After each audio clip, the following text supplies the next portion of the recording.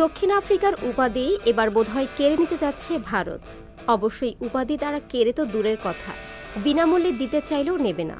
কিন্তু বিধিবাম, সে পথেই হয়তো হাঁটছে ভারত।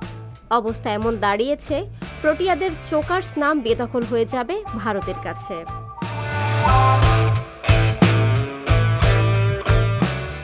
2013 সালে শেষবার মহেন্দ্র সিং ধোনির নেতৃত্বে চ্যাম্পিয়ন্স ট্রফির শিরোপা জিতেছিল ভারত।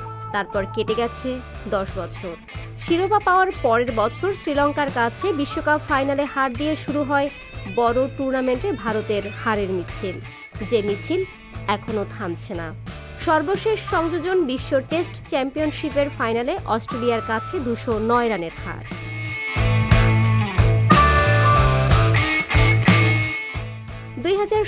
সালে যদিও গ্রুপ পর্বে হোঁচট খায় ভারত, শ্রীলঙ্কার কাছে হেরে যায়, তবে বাকি সময় দাপট দেখেই ফাইনালে পা রাখে, যেখানে তাদের প্রতিদ্বন্দ্বী চিরশত্রু পাকিস্তান। কিন্তু ফাইনাল সুলভ ম্যাচ উপহার দিতে পারেনি ভারত। পাক ওপেনার ফখর জামানের দুর্দান্ত সেঞ্চুরিতে 337 রানের বিপরীতে ভারত গুটিয়ে যায় মাত্র 158 রানে।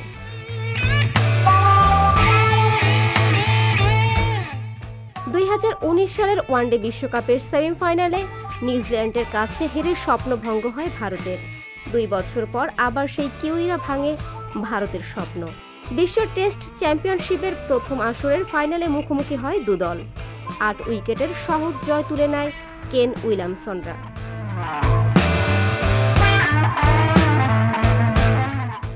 সর্বশেষ ভারত ফাইনাল ম্যাচ খেলে এবছর।